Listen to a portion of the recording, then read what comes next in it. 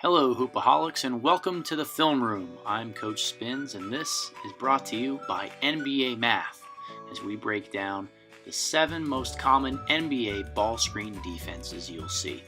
Let's take a look. First, we'll look at the hard hedge, a classic form of defense within the NBA. The idea is for the screener's defender to jump out at the ball handler and try to keep him on one side of the floor. Here, Portland tries to get the ball out of the hands of Kyle Lowry in the pick and roll. That screener's defender must lunge outward and try to contain the ball handler. But the hard hedge is seldom used in today's NBA game.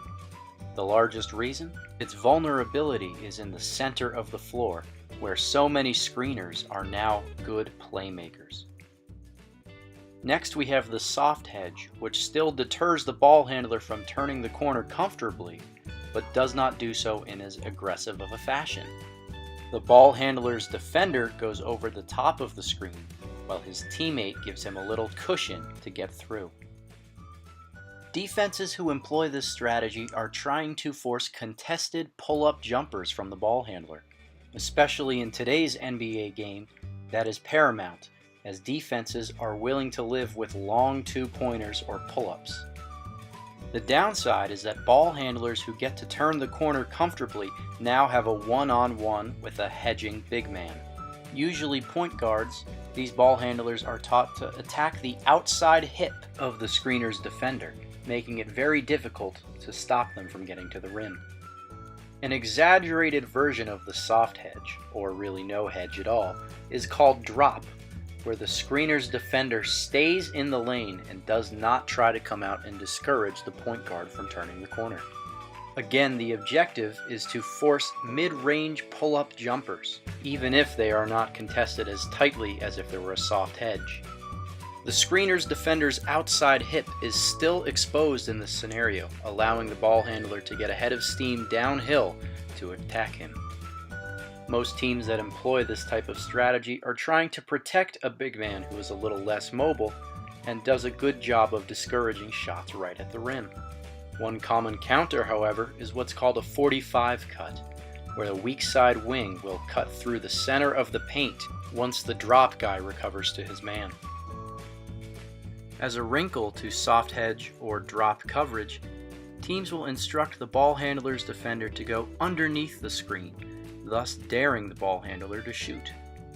This is largely driven by the personnel of the offense, as a ball handler who is deemed more dangerous as a driver and a facilitator out of ball screens than as a shooter will see this type of coverage.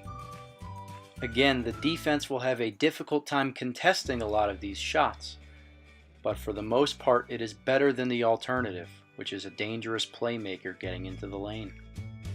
An easy counter to going under a ball screen, however, is rescreening, where the screener simply turns around and changes the angle, getting lower until the ball handler's defender is forced to go on top of the screen.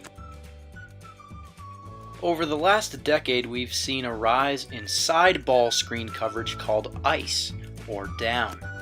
You can easily spot ice when the ball handler's defender squares his shoulders and entire body to the sideline, trying to keep the ball on one side of the floor and prevent the ball screen from creating dribble penetration to the middle.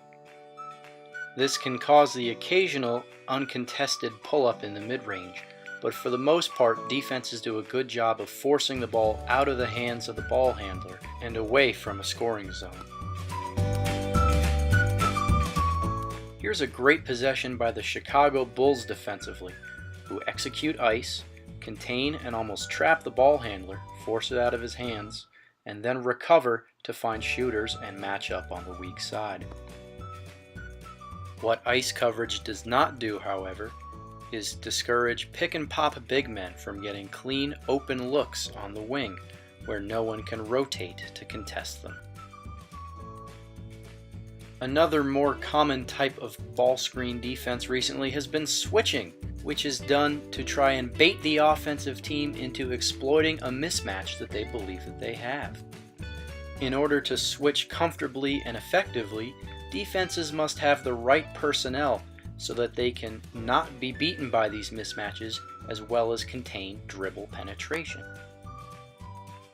One of the most common times you will see a team switch is at the end of a clock, where ball screens are most common and the defensive objective is to limit penetration to the middle of the floor. Finally, we have trapping or blitzing a ball screen. Another type of action that's common at the end of a clock. Defenses are a little more aggressive in trying to get the ball out of the hands of the ball handler. Trapping is almost always situational, not just based on time and score, but also position of the ball screen.